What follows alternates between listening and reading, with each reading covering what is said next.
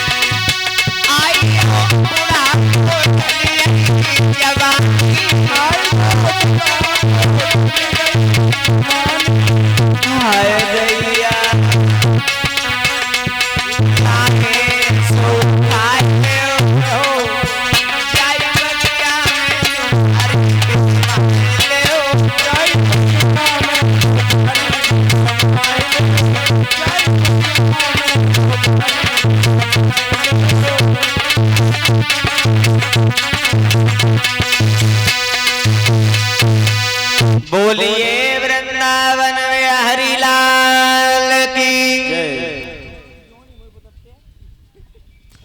और ये श्रीमान कृष्णा राठौर भैया ये अंतिम विदाई के रूप में ये 501 मुद्राओं की माल्यार्पण कर रहे हैं। बंसी वाले कन्हैया सदैव भैया के धन के भंडार बहते रहे।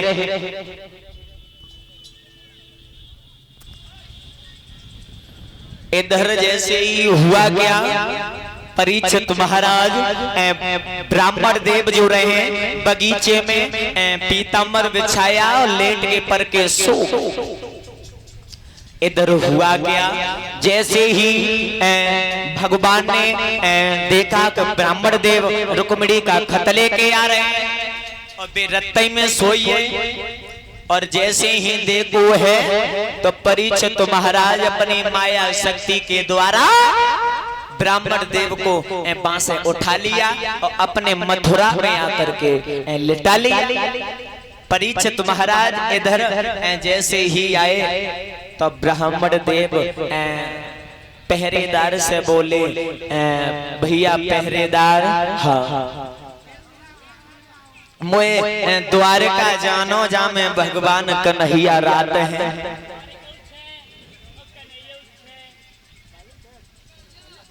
जवाब दिया दूसरा पहरेदार खड़ा हुआ था, ये पूरब का लग रहा है। हमारे ये गुजरात क्षेत्र में इधर 6 बोली जाती है और हमारे इधर पूरब क्षेत्र में लला सोनू है बोली जाती है।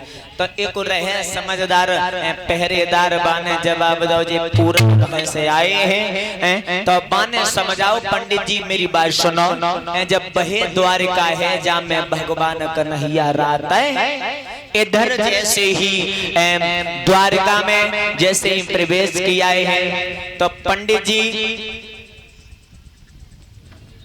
जी जैसे ही सामने पहुंचे, कन्हैया बैठे हुए थे। जैसे ही कन्हैया के सामने पहुंचे, जे देखो है कन्हैया को पंडित जी कहने लगे, बिटिया जत्ते ठग गई काले काले छोरा पे बिटिया मरी है और तमे हमें लो 700 कोस मोय भेजो है। तब तक भगवान कन्हैया ने तिरछी नजर से देखे और लो पंडित जी के घर। जैसे ही देखो तो पंडित जी मन में विचार किया कालो हतो सो हतो जगी एक आंख और खराब हुए। फिर दिमाग में बात आई हमें काम में बिटिया तो ना है जो के बाको कर्म फूटे है फूटे है बाको कर्म जो माने पसंद करो हमें तो बुले नो है दक्षिणा। सो जैसे ही पंडित जी आगे बढ़े और खत खोल के जैसे ही कन्हैया को दिया है तो उसी सभा में बड़े भैया बलराम बैठे थे।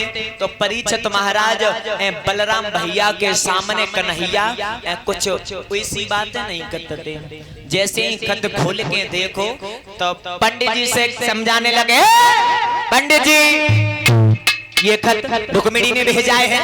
कन्हैया हाँ तुम्हारी किस्म तुम्हारे बगैर वो बिटिया रोए रोए के आंगन में मच जाए लेकिन वो शादी का नहीं करे वो तुम्हें चाहते। जवाब दो मोह चाहते हैं तुम्हारी तो पंडित जी के गाय ऐसे ने हिसारों का दो जवाब दो ने सदे रहो भैया बैठे और जवाब दो पंडित जी रुक्मिणी से जाओ कह देना जा करके मैं नहीं आ पाऊंगा वो अपने भैया के साले के साथ ही चली जाए मैं नहीं जाए।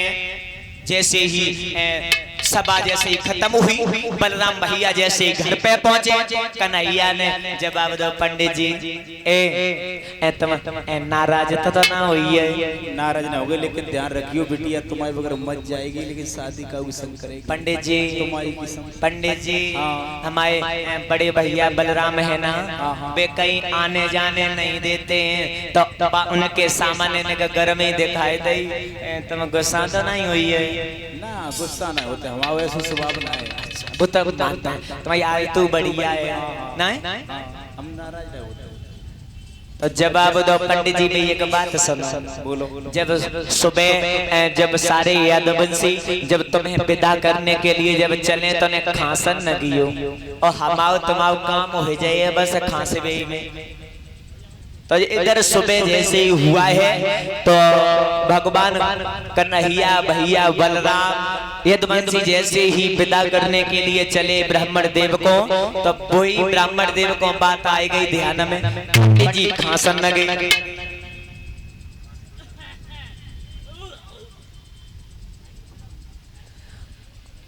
पंडित जी बहुत तेजी से खांसने लगे और पट्ट वहीं बैठी है। जवाब दो ओ लला मरे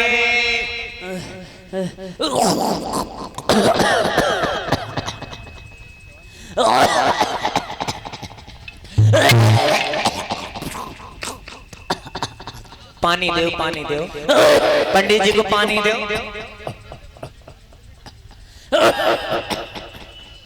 बुढ़ापो है और वैसे ही भगवान कन्हैया बोले भैया बलराम बूढ़ो ब्राह्मणो है बूढ़ो है अगर मरेगो तो ब्रह्म हत्या लग जाए भैया अगर तुम कहो तो आदि दूत तक मैं छोड़े आए बरिए।